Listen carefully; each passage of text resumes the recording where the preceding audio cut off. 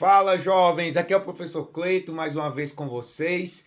Hoje a gente vai dar início a um novo quadro aqui do canal. É o quadro Direto da Fonte.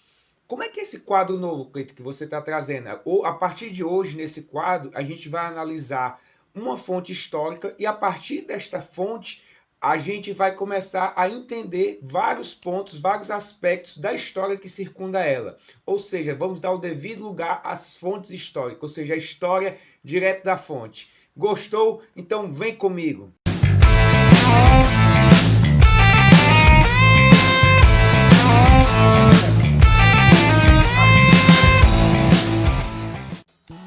Bem, pessoal, nós vamos começar o nosso quadro Direto da Fonte, né? Hoje conversando a respeito de um quadro muito conhecido, né? Com certeza você já deve ter visto esse quadro ou na televisão ou talvez nos livros de história, né? Todo livro de ensino didático, quando trata desse assunto, né? Quando a gente fala de Inconfidência Mineira, a gente trata desse assunto, que é justamente Tiradentes, né? O quadro que eu estou falando, claro, é Tiradentes Esquartejado, de Pedro Américo, de 1893. A gente vai conversar um pouco, a gente vai desfiar um pouco a respeito dessa fonte, né, e ver que caminhos a figura histórica do Tiradentes ela seguiu até se tornar hoje o mito, né, o herói nacional.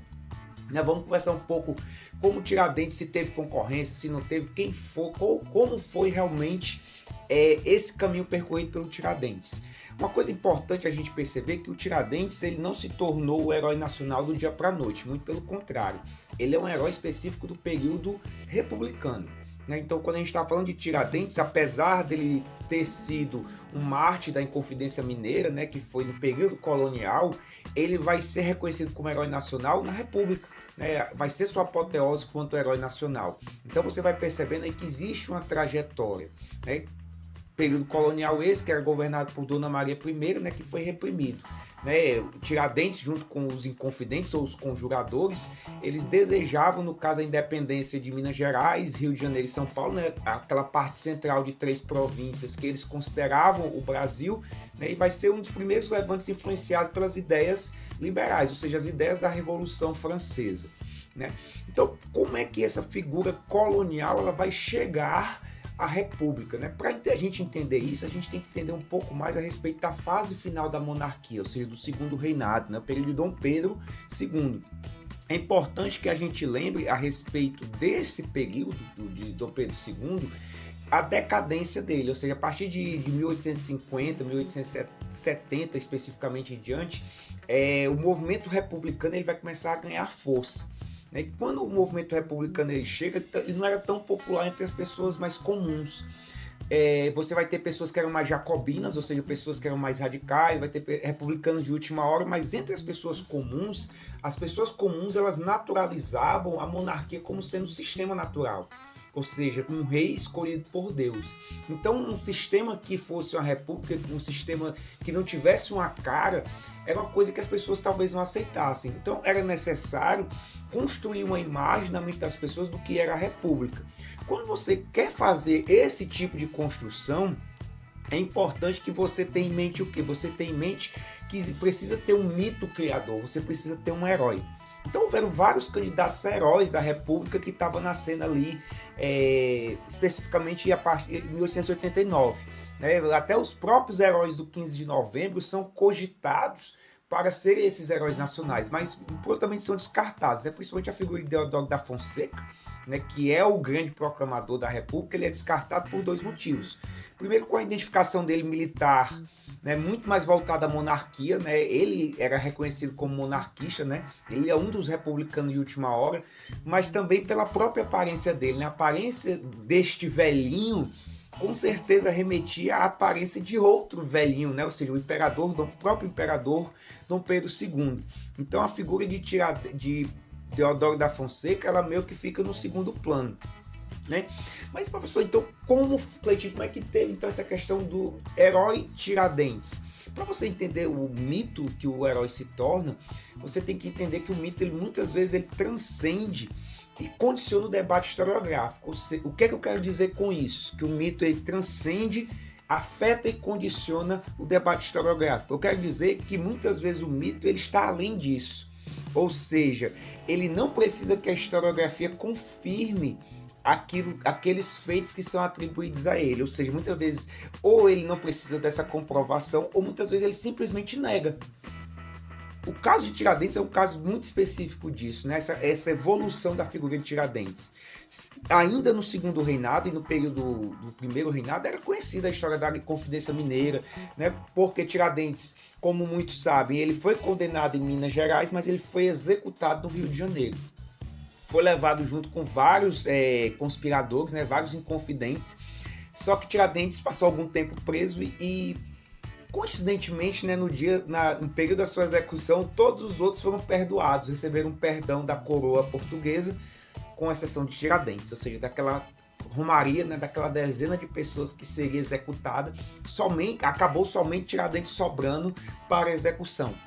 Isso transformou ele no único executado. A gente não está aqui para discutir no caso se ele realmente foi esse grande herói, se ele realmente foi somente um pobre que estava no meio do movimento, como muitas versões históricas calculam, né? Que ele talvez fosse uma pessoa secundária, que ele talvez não fosse o mais importante, que ele foi o bode expiatório. A gente não vai discutir esta figura histórica. Vamos pensar um pouco a respeito dessa figura do mito dele. A Inconfidência Mineira, mesmo após Tiradentes, continuou sendo falado. Era comum falar-se no Brasil. Por que não se comemorava a Inconfidência Mineira como movimento? Primeiro, porque era um movimento republicano, um movimento liberal. E lembrem-se que a Dona Maria I, que foi a mandante da execução de Tiradentes, né, e que acabou com a Inconfidência Mineira, era a avó de Dom Pedro I. Então, pegava-se mal no Império você comemorar algo cujos descendentes estavam no poder. Então, realmente, se tinha receio se falar sobre a Inconfidência Mineira. Então, a Inconfidência Mineira sabia-se que existia, mas não se falava tão abertamente dela. Ela só vai retornar a ser falada em 1859, quando um historiador francês, um escritor francês chamado Charles Ribeyrolles, o meu francês está perfeito, né? Charles Ribeyrolles, ele vai escrever um livro chamado Brasil Pitoresco. Esse Charles Ribeyrolles, ele vai buscar relatos, né, que circulavam ou no imaginário popular ou circulavam-se entre os clubes republicanos a respeito disso. E ele como era francês, obviamente ele vai puxar o lado de Tiradentes para esse lado do soldado patriota. Então ele vai ser o primeiro a resgatar essa figura do Tiradentes quanto um herói jacobino, ou seja, ligado diretamente aos ideais da Revolução Francesa, mas um patriota, um mártir, um guerreiro. Então as primeiras versões deles vão surgir. Só que o que a gente lembra de Tiradentes, ele não está muito ligado a isso. Está muito mais ligado a uma outra figura mais à frente, que vai ser o grande divisor de águas nessa figura mitológica do mito Tiradentes, do herói Tiradentes, que é justamente Joaquim Norberto de Souza e Silva. Ele vai achar alguns relatos, né, principalmente do Frei Raimundo de Penaforte, que foi um frade franciscano, que foi o confessor de Tiradentes e que, segundo o próprio Joaquim Norberto, conseguiu converter o Tiradentes de um herói, de um guerreiro jacobino, para um religioso, né? Ou seja, Tiradentes ele passou alguns anos preso, né? A Inconfidência foi em 1789, mas ele só foi executado em 1792, 93, né? Ele só foi executado bem mais à frente, então ele passou algum tempo preso. E durante esse tempo, segundo o que fala Joaquim Norberto, Tiradentes foi convertido, né? Ganhou esse lado mais místico cristão. Fala-se que ele chegou a beijar os pés, né, do seu carrasco, né? E essa versão que foi lançada por ele em 1873, né, do Joaquim Norberto, causou controvérsia. Mas é interessante que essa controvérsia, que era negada pelos aqueles mais jacobinos, aqueles republicanos mais fervorosos, porque desconstruía um pouco essa imagem do Tiradentes como sendo um guerreiro, vai ser interessante. Por quê? Porque vai começar a construir a ligação de Tiradentes com outra imagem, a imagem de Jesus. Né? Uma pessoa que realmente lutou por uma causa, mas ele não pegou em armas, né? Mas ele foi traído, né? Mas ele virou um mártir, ou seja, não era banhado de sangue o seu movimento, né? Então começou-se a ter essa aproximação, né? Então o Joaquim Norberto vai ter acesso aos depoimentos desse frei franciscano, vai ser achado os autos da devassa que foi feita em Minas Gerais, onde, apesar dele afirmar que Tiradentes era uma figura secundária, o que também desagradou os republicanos mais fervorosos, vai agradar muitas pessoas que começaram a ligá-lo à questão de Jesus Cristo. há justamente essa questão dele morrer como um herói, né? Então vai começar a se ligar a isso. E lembre-se que Tiradentes, quando foi escolhido para ser esse herói, ele tinha concorrentes, né? Se a gente for pensar assim, foi o primeiro movimento republicano no Brasil, talvez até tenha sido o primeiro, mas não foi o único. Por exemplo, se você for pensar no próprio Deodoro da Fonseca, né, como sendo um concorrente, Bento Gonçalves, né, que foi o líder do movimento Farroupilha no Rio Grande do Sul. Bento Gonçalves ele foi rejeitado justamente porque a ideia do Rio Grande do Sul, quanto movimento republicano, era uma ideia de segregação, de separar do restante do Brasil. Então, Bento Gonçalves ele não teve tantas chances assim quanto Tiradentes. Outro que teve uma chance, que realmente batia em pé de igualdade com o Tiradentes, era Frei Caneca. Frei Caneca ele lutou em duas revoluções, né? Ele lutou na Revolução de 1817 em Pernambuco, mas também foi muito destacado na Confederação do Equador em 1824. Ou seja, ele lutou contra a colônia para separar o Pernambuco, né, a região pernambucana, da colônia portuguesa, né, de Portugal, mas também lutou contra os desmandos de Dom Pedro I. Então, para muitos republicanos daquela época, o Frei Caneca ele era um guerreiro jacobino muito mais autêntico do que Tiradentes, né, que morreu enforcado, esquartejado, mas beijando os pés, né, do seu carrasco, conforme Joaquim Norberto narrava, né? Algumas pessoas confirmam essa versão, outras negam, mas é o relato de Joaquim Norberto. Né? Enquanto o Frei Caneca, né, ninguém teve coragem de ser o carrasco para enforcá-lo, de modo que ele foi fuzilado. Né? E ele morreu naquela posição, né, de que não morreu pelos seus ideais, né, de idealista. Isso para os republicanos mais vigorosos, isso era uma imagem muito forte. Então por que Tiradentes conseguiu desbancar Frei Caneca? Por dois motivos. Primeiro, porque os movimentos em que Frei Caneca esteve envolvido foram periféricos. Se você for considerar Tiradentes, ele lutava naquela região que hoje é considerado o centro do Brasil, né? Que é Rio de Janeiro, São Paulo e Minas Gerais, onde ele residia. Enquanto Frei Caneca ele queria separar, uma ideia mais separatista, semelhante à de Bento Gonçalves, ou seja, ele queria separar Pernambuco do Brasil. E segundo que Frei Caneca ele foi às vias de fato, ou seja, ele se envolveu num movimento que teve derramamento de sangue. Enquanto a própria aura de Tiradentes está em um movimento que não aconteceu, que não chegou a acontecer porque foi traído, chegava muito mais próximo da ideia do cristianismo, né? A ideia que agradava muito a população, né? Que as pessoas se comoviam com isso. Então você vai perceber que justamente vai começar a ter essa questão de Tiradentes se tornar um herói. Só que Tiradentes ele tem a figura dele ligada diretamente a Jesus Cristo, quando em 1890 começa a haver as celebrações. Né? Começa com a proclamação da República, começa a ter essas celebrações. Lembrando que essas celebrações já existiam antes, né? Em 1881 já se tinha celebrações a respeito da Inconfidência Mineira, mas a partir de 1890 vai ter a figura central como Tiradentes, né? No Rio de Janeiro vai se percorrer aquele caminho pelo qual ele foi realmente morto, né? Onde ele foi levado no Rio de Janeiro, como se fosse uma via sacra. Então vai haver isso, vai começar a haver esse ponto. E outra, Tiradentes vai começar a se rivalizar justamente com Dom Pedro I. Enquanto Dom Pedro I era o símbolo máximo da monarquia, Tiradentes se torna o herói máximo da República. E Décio Vilares, né, que era um pintor positivista, ele vai ser o primeiro que vai trazer a imagem de Tiradentes semelhante a Jesus Cristo. Essa imagem que está aparecendo aí para vocês. Vocês vão perceber que não se sabe como era o rosto de Tiradentes, né? Então ele vai, nessa livre interpretação positivista dele, ele vai justamente trazer esse rosto de Tiradentes semelhante a Jesus. E essas celebrações vão crescendo, né? É interessante que em 1890 se torna a celebração. Em 1926, Tiradentes, né, a Inconfidência Mineira, o feriado de Tiradentes, se torna um feriado nacional, ou seja, ainda na República Velha. Em 1965, Tiradentes é declarado patrono cívico, ou seja, figura máxima do civismo brasileiro. E é interessante que Tiradentes ele vai ganhando essa importância.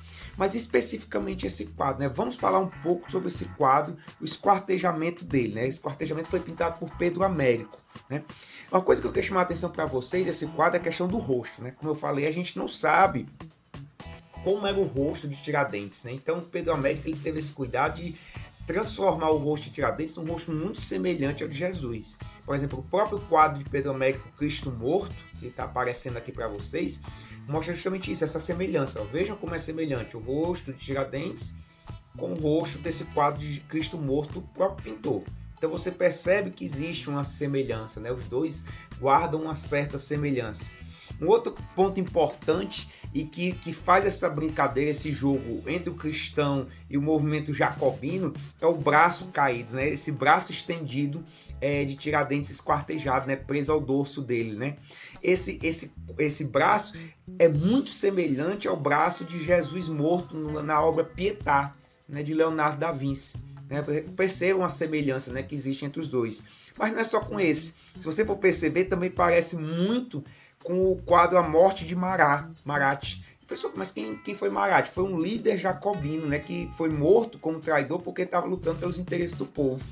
Então você percebe que o Pedro Américo ele vai colocar essa semelhança justamente entre o lado jacobino, mas também fazendo a menção ao cristianismo. Ele vai conseguir fazer esse jogo, né? Essas lembranças. Então as pessoas que viam isso, que olhavam, não que constatavam isso automaticamente, mas meio que inconscientemente eram levados a esse lugar comum do cristianismo. O próprio cadafalso, né, que é essa parte superior onde está a cabeça dele, você vai perceber que ela lembra muito um altar. O próprio crucifixo em cima do altar ele vai lembrar muito disso. Né? E você vai perceber um ponto mais importante ainda. Você vai perceber, eu vou fazer o contorno para você ver, que o contorno das partes esquartejadas de Tiradentes justamente vai fazer essa imagem semelhante à bandeira do Brasil. Ou seja, Pedro Américo, quanto um pintor republicano, ele vai sacramentar essa imagem. E vai ser importante porque as pessoas vão começar a fazer essa associação. E vão começar a aceitar prontamente a ideia do que é a república. Eu sempre falo muito que mentes grandes pensam em ideias, né? Mentes pequenas pensam em pessoas. O que eu quero dizer isso? Para as pessoas comuns, é muito difícil você pensar numa ideia abstrata, como a república. Para eles, era mais simples você pensar na monarquia, porque você personifica na figura do rei. O imperador simboliza a república. Então, Tiradentes, quando ele se torna símbolo o imperador representa a monarquia. O Tiradentes, quanto imagem da república, ele materializa-se todas essas ideias, esse ideal republicano. E para as pessoas, de grosso modo, fica mais fácil também entender. Então o entendimento sobre quem é Tiradentes também se torna mais fácil. E é interessante que se sacramenta essa imagem. Apesar de ter um fato interessante, existem outras imagens de Tiradentes relacionadas a Cristo. Mas essa imagem de Pedro Américo causa um choque muito grande. Né? Durante muito tempo essa imagem ela é esquecida. Ela volta à tona em 1969, durante o governo militar, quando ela é colocada em coleções, né, que circulam pelo Brasil. Não o quadro, mas coleções de heróis nacionais, e essa imagem ela volta à tona durante o regime militar, em 69. Né? Os militares se utilizam isso. Só que não é somente os militares que usavam a figura de Tiradentes, né, para se promover. Se você for ver a República Velha, ela vai usar isso, o regime militar vai usar isso. Getúlio Vargas, em 1940, ele vai usar isso, né? Por exemplo, em 1940 tem um quadro de José Watts Rodrigues, que ele vai tentar deslocar um pouco essa imagem de Tiradentes cristão e retornar um pouco ao militarismo, né? Que é esse quadro aí que você está vendo, né? Então você já vai ver aí que tem uma outra feição de Tiradentes, talvez que você não conheça tanto. Essa imagem é conhecida, é popular, mas ela não é tão popular quanto a outra, né? Você vai ver ele já vestido de alferes, de militar, né? Numa pose já mais revolucionária, né? Menos cristã e mais revolucionária. Mas você vê claramente como Getúlio Vargas, né? Que teve uma sinuosa política muito grande entre a direita e a esquerda, também se utilizou. Ou seja, houveram movimentos revolucionários, né, durante o regime militar que usavam o nome de Tiradentes. Então Tiradentes ele circulava tanto entre os protagonistas históricos de direita como de esquerda. Mas você percebe que Tiradentes ele foi se tornando esse herói nacional, passando um pouco ao largo da historiografia e do realmente o verdadeiro papel dele, que muitas vezes ficou em segundo plano, mas criou-se essa imagem que está no imaginário de todos nós hoje em dia. Bem, pessoal, espero que vocês tenham gostado. Se você gostou, dá o like, segue o nosso canal, dá a dica de que outras fontes você quer que eu analise aqui para vocês também, tá certo? Muito obrigado e até a próxima.